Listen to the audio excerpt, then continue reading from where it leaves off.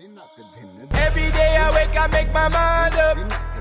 I'ma be the one, be the truth, be the way. Yeah. Every day I wake, I make my mind up.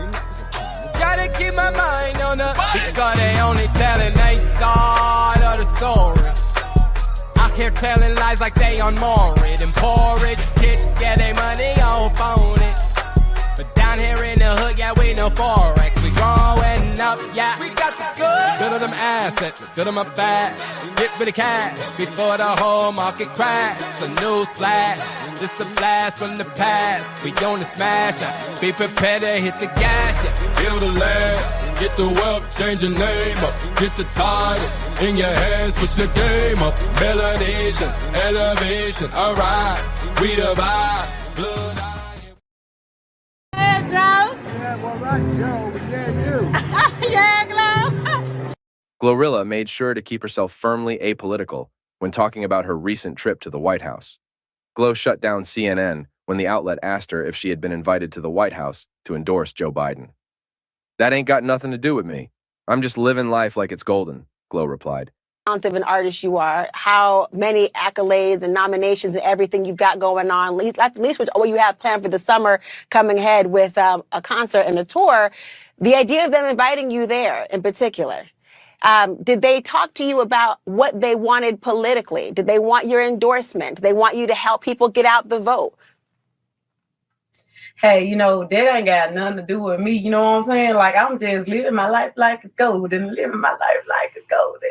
But, I'm not going to, talk politics, but I love the president. You know what I'm saying? I love everybody. And at the end of the day got to end. What? Bro, what are you talking about, man? Bro, I'm out, man. That nigga's tripping. What? Peace to the party. It's your homeboy back again with the news. So you know how we do. We got to cover the news, man. We got to be unbiased with it. And we got to touch everything that's going on because we've been telling y'all the Democrats always got something in the bag for the black community and they gonna get a rapper. Now, GloRilla done went to the White House.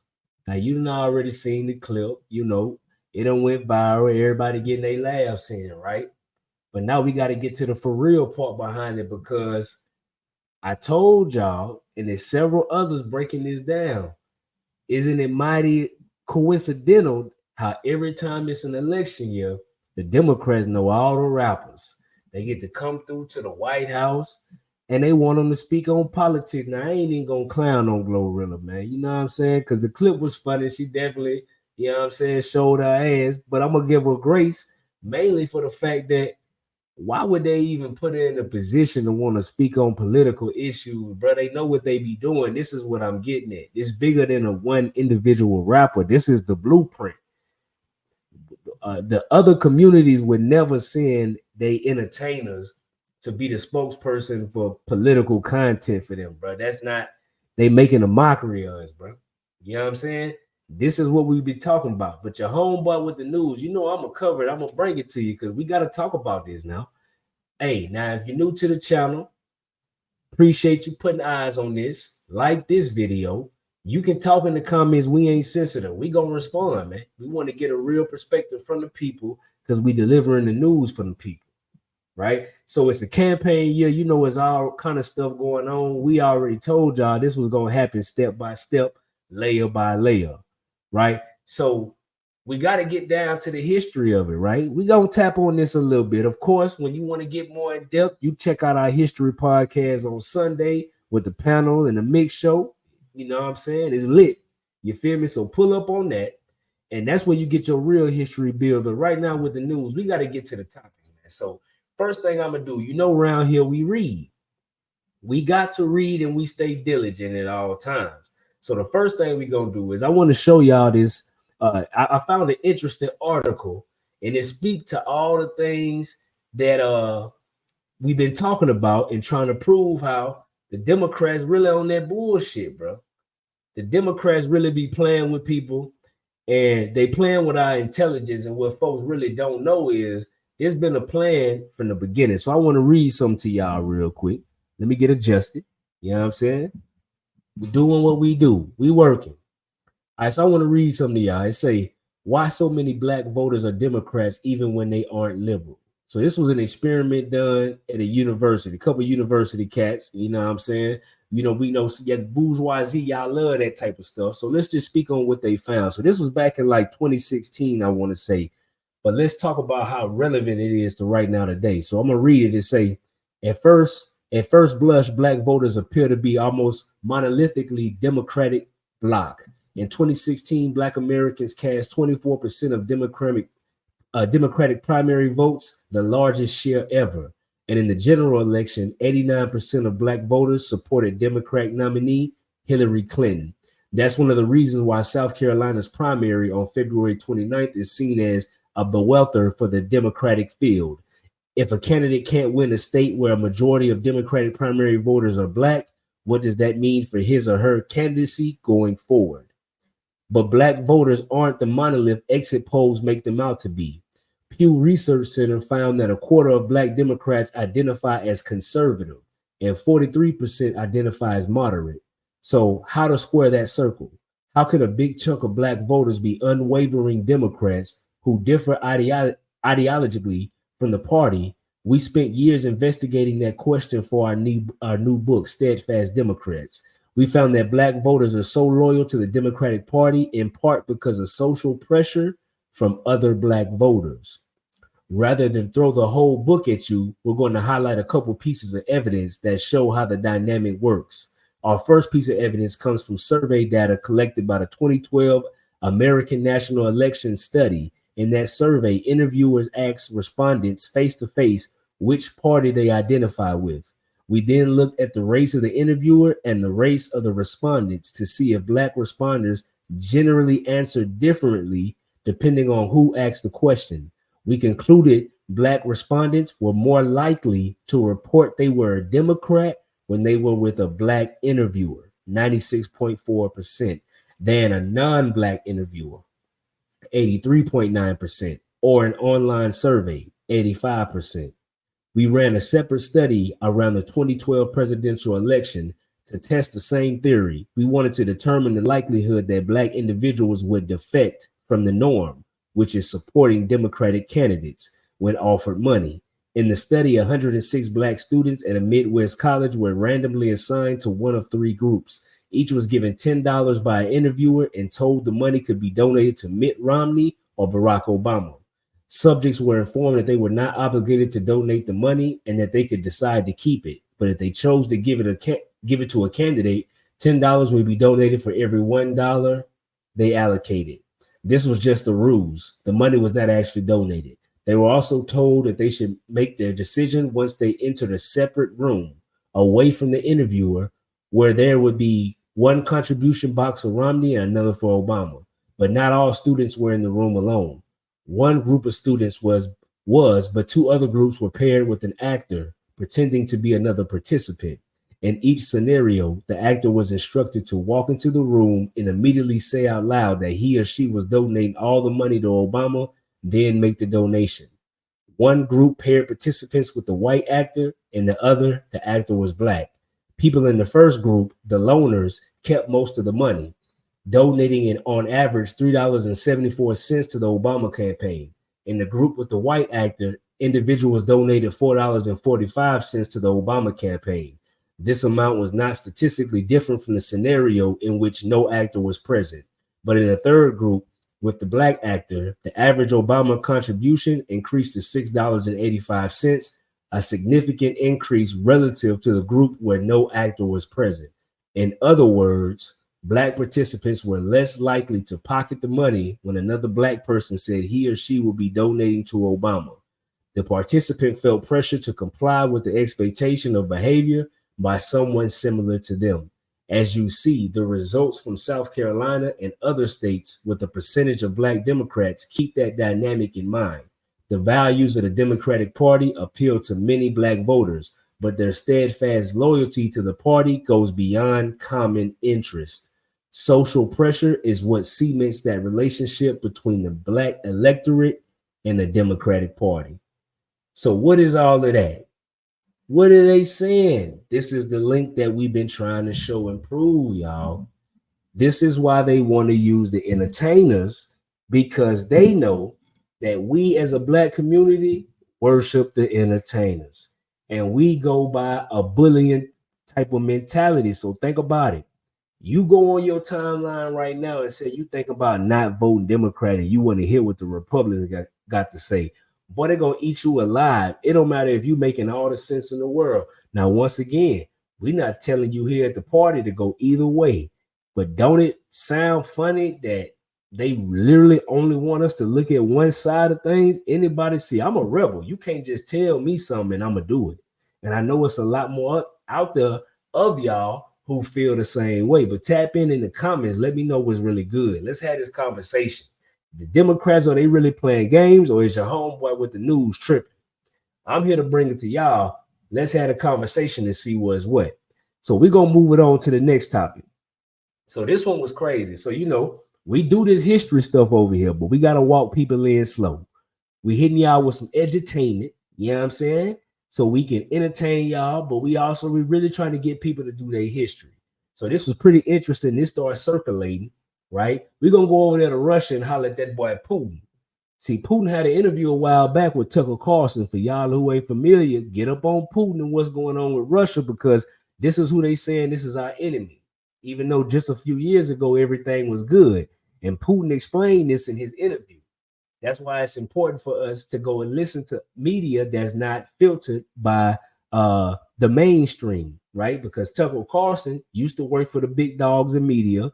He went independent. He go interview Putin, even though we're supposed to be beefing with Putin as a country. And it was pretty interesting what Putin had to say. But I'm going to leave that to y'all. Leave y'all with a little bit of homework, right? For your homeboy.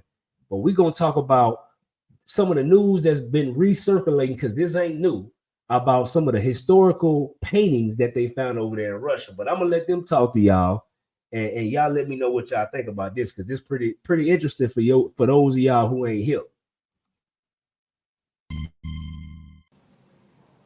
Icons dating back to the 14th century brought together from private collections across Russia. It's very beautiful. It gives you goose pimples. It's a remarkable exhibition.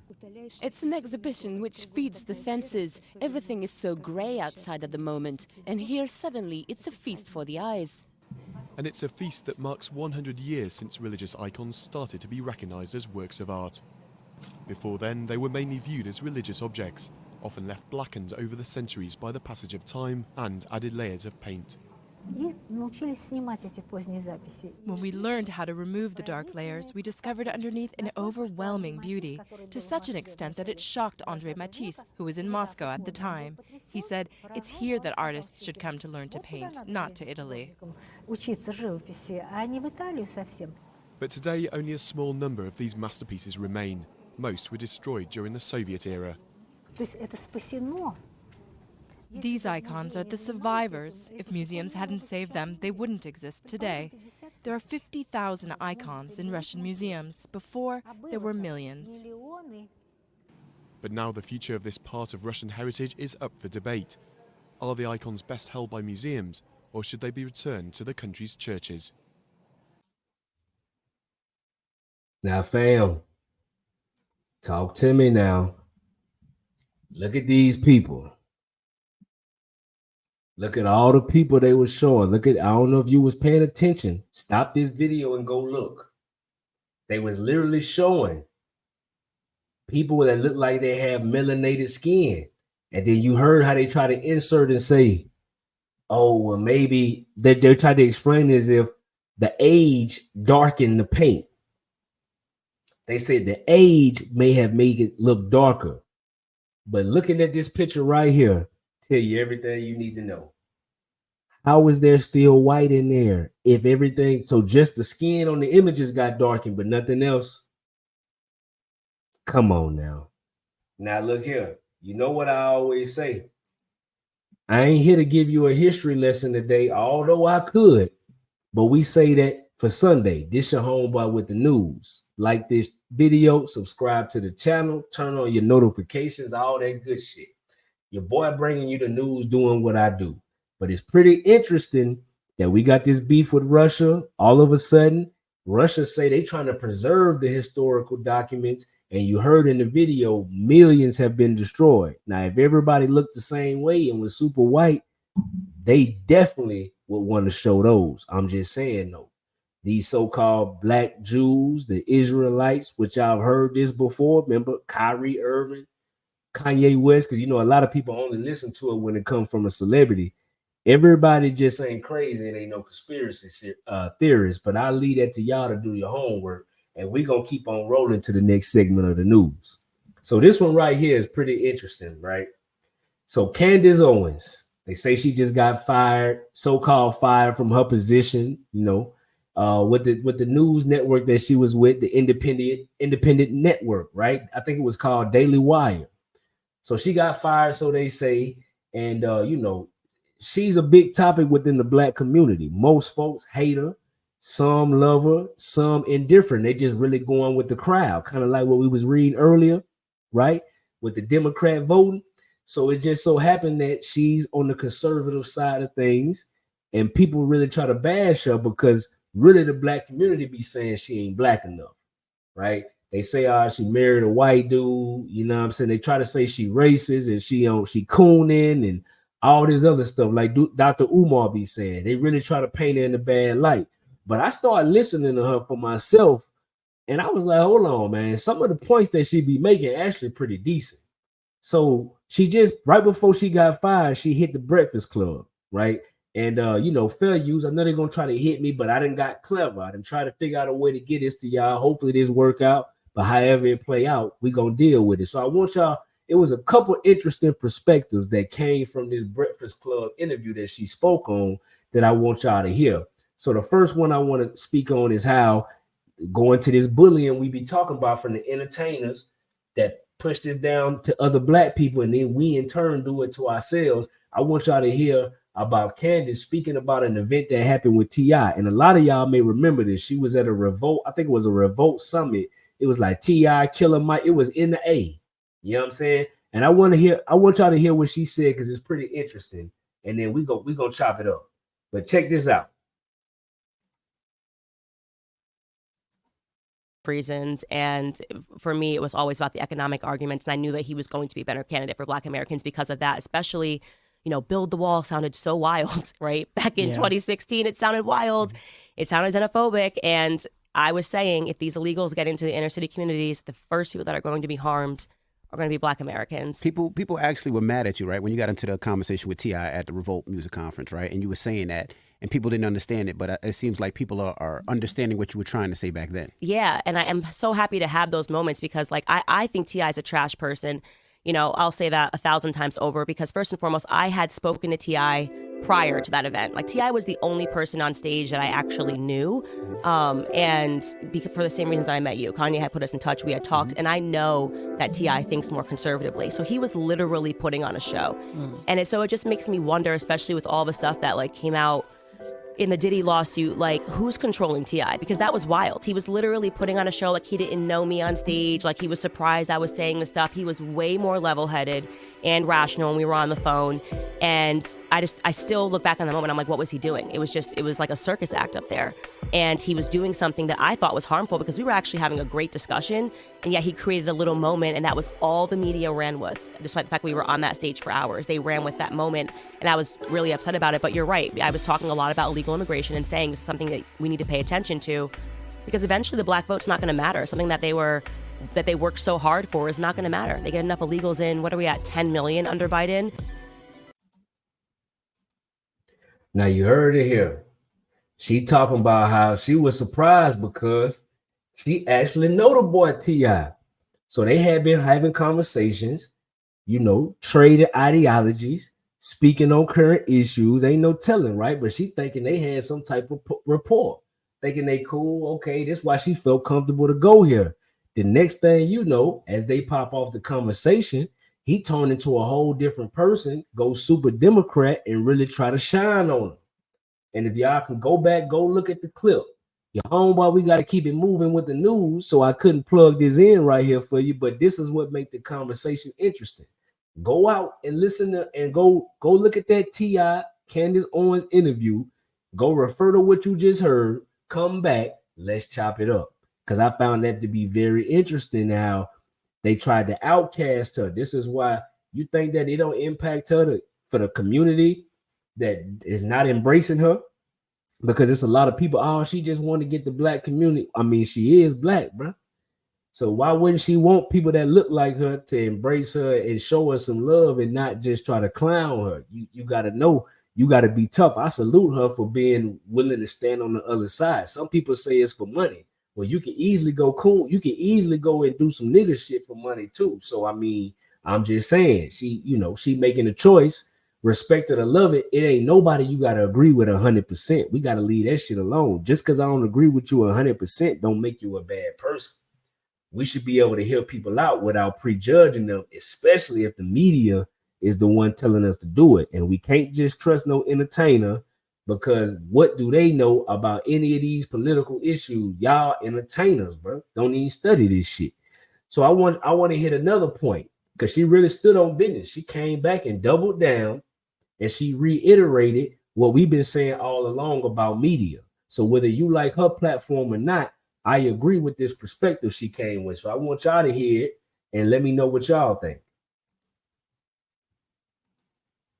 Have, those N-words voting Democrat for the next 200 years, because I learned my history properly after I left school, because now I see that the people that I thought were my saviors are actually avowed racists, and what they really wanted to do was just to recreate the slave plantation. And when I see people like T.I., it gets me angry. It does. People should be angry. People should now be questioning, full stop, especially after the Diddy lawsuit, like what's real and what's not, who's being blackmailed, who maybe, is being controlled by certain people.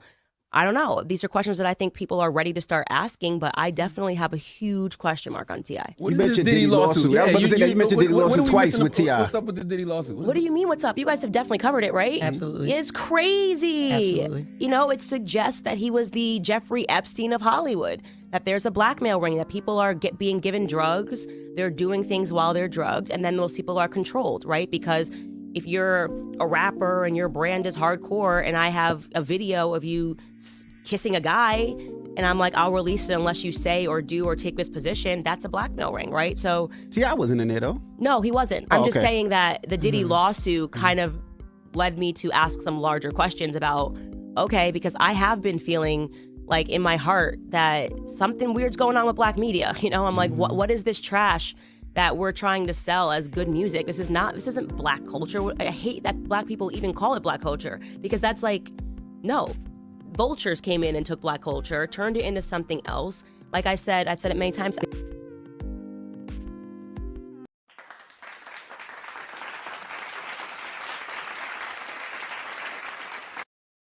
Bro, somebody had to say it, man. A lot of people, we sitting back, right? And we just letting everything go by. And we ain't got a problem with nothing. Even though we know it's really a problem. If we don't like the voice that's telling us that we need to do something different, we don't want to listen to it. If you really from these places, see, this is what they do to Candace Owens. The truth of the matter is, she from Connecticut somewhere, grew up there. We all know that ain't no black area. This is not like no Louisiana, Georgia, Alabama, Mississippi. It's not like that. So the way they play her is, they say she really ain't black because she ain't come from that area, bro.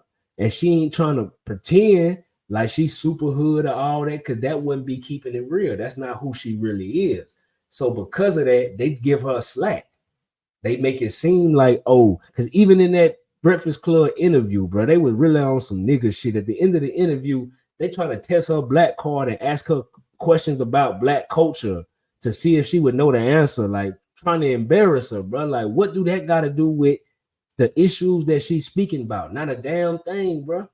You know what I'm saying? But they were steady trying in the interview. Y'all really need to go watch it so you can check the mannerisms. It ain't even about agreeing with her, bro.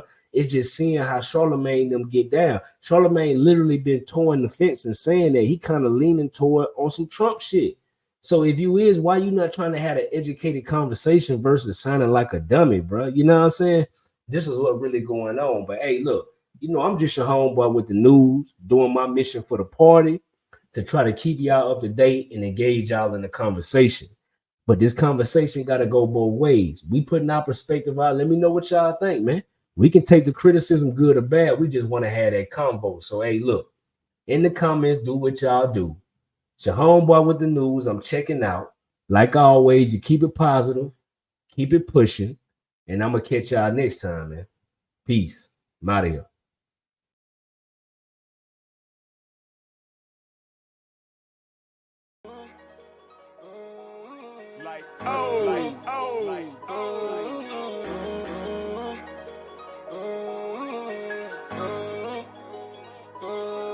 This is all the love I had.